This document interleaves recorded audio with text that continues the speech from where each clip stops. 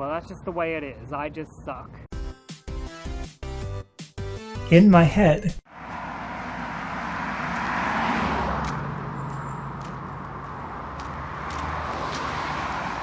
Hey there everybody, if you're new here, I'm Ryan Liberty. I do mental health videos. Please subscribe Monday through Friday.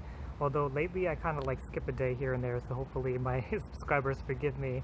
But I do mental health videos, and tonight I am not feeling so great. I would almost say exhausted, but we're going to talk about negative self-talk because there's some unexpected stuff I think in there that people don't realize is going on when we talk badly about ourselves, when we beat ourselves up over things, when we have low self-esteem. So I want to shed some light on that and hopefully resolve this quickly because I just want to relax.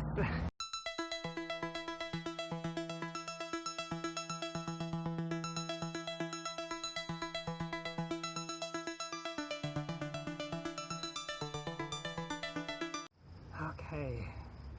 So it's hot out, I'm tired, I'm cranky. There were some cars parked where I would normally do a video, so here I am. And we were going to talk about negative self-talk. So negative self-talk is just beating up on yourself, telling yourself things like, I'm so stupid, I'm useless, I'm never going to get anywhere, I'm lazy, I don't have anything to offer people, I'm never going to find a partner, like those kinds of things. You know what it is. And something that I think we miss as to why people do this is a lot of the time these are messages that we were given from other people. So maybe we were bullied in school, maybe we had parents or caregivers who abused us. Maybe they didn't say it out loud, maybe their actions kind of showed it, so they neglected you as a child, or maybe they spoiled you, and people miss this a lot too. If you've been spoiled and given things that didn't necessarily line up with what you wanted in life, it's still a form of ignoring your needs and ignoring your autonomy and ignoring who you are. So that could also send a message of messages that you're worthless, you're not going to get anywhere. And what I think usually happens is, you know, if this is happening in childhood especially, but this can happen in adulthood when you have a boss that's, I'm jumping ahead of myself here, but when you have somebody who's above you in power in some way, so somebody who's physically stronger than you, somebody who is a boss, somebody who's a parent, somebody who is an intimate partner maybe that has financial resources that you don't, whatever it is, if somebody has some kind of control or power over you, and no matter how you assert yourself, you're not able to actually get somewhere, you start to learn, like, there must be something wrong with me. There must be a reason why my voice doesn't matter, why when I speak up for myself I don't get somewhere. And again, sometimes the other person will directly say, you're lazy, you're worthless, and what happens is we internalize all of this.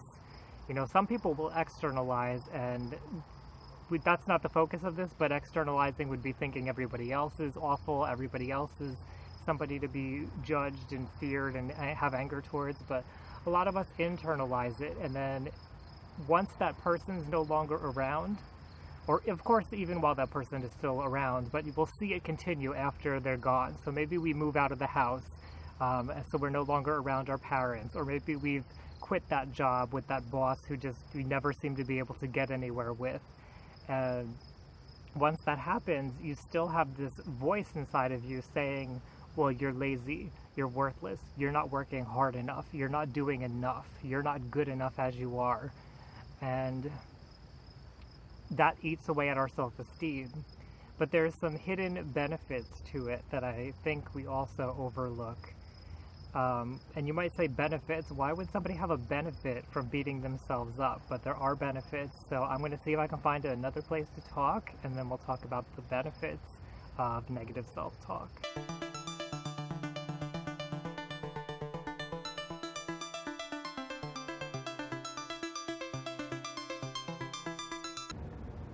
So when something is out of our control, and this doesn't have to be an abusive person in power above us, this can also be a natural disaster or a death or something. We're human, and we want a reason for why things happen, so we try to find a reason, and if we don't have a reason, if we don't have something that makes us feel like there's something we could have done differently about it, this is one of the problems we have as humans that we need to work on.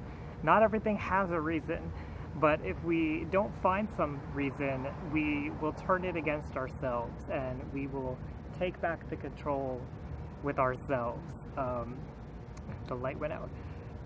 You can still see me fine. So we take back that control by blaming ourselves and thinking about, like, well, what could we have done differently? There's something we must have done differently, or there must be something wrong with me that I wasn't able to fix this. And that's where some of that negative self-talk comes in. So one of the benefits of negative self-talk is that we get to have control over the situation that we may have felt that we had no control over.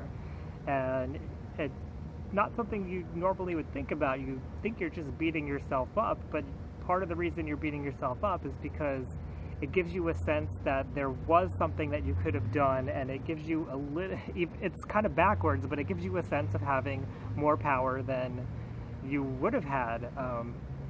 Of course, long after the event has passed and you're still beating yourself up, then it's just become a pattern. It's been like ingrained in the way that you view yourself, in the way that you identify, and that's something you would have to work on, obviously. But there's also another benefit to beating yourself up, which is related to that, which is that when you have this negative self-talk going on, you don't have to be responsible for things, including the way that you behave, because your answer will always be, well, it's because I'm worthless, it's because I'm lazy, it's because I'm stupid, it's because I can't do anything right, it's because my life always sucks. And when those are your reasons for things, then you don't have to take responsibility if something goes wrong, because it's like a blanket statement. You can just say, well, that's just the way it is, I just suck. And it gives you the ability to not have to face where you may have made a failure. A lot of people have trouble with failure. It makes them feel weak, it makes them feel vulnerable. When they make a mistake, when they mess up, they feel like that's too much to handle, because maybe they weren't allowed to make mistakes in childhood, or maybe there was time in their life when they made a mistake, when they messed up, and it caused a lot of problems for them. So the solution is to just turn inward and blame yourself and hurt yourself, but hurting yourself absolves you of the responsibility of picking yourself up off the ground and continuing on and figuring out, okay, something's wrong here, what is the next possible solution that I can do? Now, as I mentioned, some situations there are no solutions. Somebody gets hurt in an accident, there probably wasn't a solution for you to be able to do anything. However, a solution for your personal situation could be to grieve. Grieving is an excellent solution to a lot of these problems that we often don't want to face. And it's sad to me because grief, while painful, while sometimes taking a lot of time, is so freeing and so liberating to your psyche. Rather than constantly beating yourself up, you can just grieve whatever has been going on. Grieve the fact that you couldn't do anything. Grieve, feel the pain. I'm always trying to encourage people to feel the pain on this channel, because that is the way to transformation as far as I see it for a lot of different situations. So once you feel that grief, then you can move on. Another thing that you can do is to look for alternative solutions to whatever's going on. Instead of saying, I'm just lazy and that's why I didn't do my homework, one solution could be to do your homework. Or another solution could be to figure out what is it that's making you feel like you don't want to do your homework. Is there something about that particular class? Is there a bully in the class that makes you feel threatened and so you would rather fail the class? Is there something else going on there? Our brain makes very weird connections sometimes. So I just want to encourage you to not always go to that negative self-talk first and foremost. I am going to recommend some ideas to combat that self-talk, and then we're going to wrap up.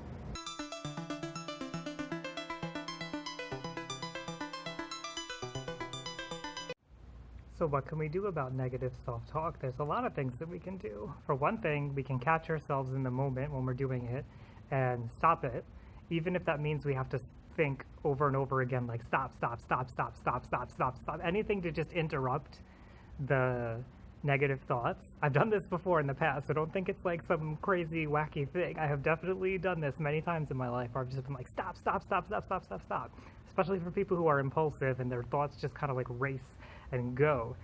That can kind of help interrupt. And once you do that, if you can, think the opposite thought. You don't even have to believe it's true. Just say or think the opposite thought. So if the thought is, I'm ugly, just be like, stop, stop, stop, stop, stop, stop, stop. I'm beautiful, I'm beautiful, I'm beautiful, I'm beautiful, I'm beautiful. And again, you don't have to believe it. You just need to start interrupting the pattern so that eventually you can get to the point where you can believe it, because you need to make space there for it. If all you're hearing is I'm ugly, there's no room for I'm beautiful. So that's one thing you can do. Another thing that you can do is to write down these negative thoughts, and it kind of gets them out of your head into the real world, onto paper. And you can either take any frustration or sadness you have and like rip them up or burn them safely, of course, or do whatever it is you need to do to kind of like get rid of them ceremoniously. Or you could just go across on the paper and write the opposite and start like reading the opposite list of things to try to combat the negative list. And something else that you can do is to every time somebody gives you a compliment, every time somebody says something nice about you, I know you may not always believe it, but write it down somewhere. And when you're feeling low, when you're feeling these negative thoughts come in, get out that like thing that you've written down, that list of compliments and nice things that people have said about you, and read them over. Or you could even do this yourself and think of like accomplishments that you've done in your life, things that you're grateful for, things that give you proof that you are beautiful, or you are intelligent, or you are able to do things. Anything that's giving you proof, that's what you want. And you want it written down, and you want to go over it nightly or in the morning, or make some kind of routine out of it. And you'll start to believe it eventually. I know you're not believing me right now as I say that, but if you repeatedly do it over and over and over again, you're eventually gonna be reading that list during a time when you're having a better mood than you're having now. And it will start to sink in a little bit more. You're just opening the door and letting the possibility in. Okay, it's humid, there's a lot of bugs out here, I'm uncomfortable, so I'm gonna go. But if you are new here and you like mental health videos, please subscribe. Hit the bell after you subscribe to get notifications of all of my videos. I do have a Patreon account if you want to support me, throw a little bit my way. You can get extras over there, and I am working on my big video for my 200th video. This is like video 196 or 7 or something. That's a little scary. The 200th video should be coming out on Friday. However, this is a big however, I don't know if I'm going to be able to accomplish it in that amount of time, because this is a big undertaking for me, and it may not even look like one once it's done, because it's only going to be like a 5-minute video. But I'm one person, and I've been conceptualizing this for probably at least a month or 2 months now. It's just a lot. It's a lot for me, so I'm going to try to get it out by Friday. If that's not possible, you may not see a video Friday, and it may come on Monday, so I have the weekend to work on it. So I'm excited though. I'm excited because it'll be like something that I can put on my list of something that I've accomplished. So thank you for hanging in there with me tonight and my tiredness. Hopefully I get to rest a little bit better tonight. Hopefully you're sleeping well yourself. Sleep is important to good mental health. And I will see you around tomorrow, hopefully. That's another thing. There's a possible chance of rain. If there's rain, you won't see me tomorrow, but we'll figure this out, okay? We got this.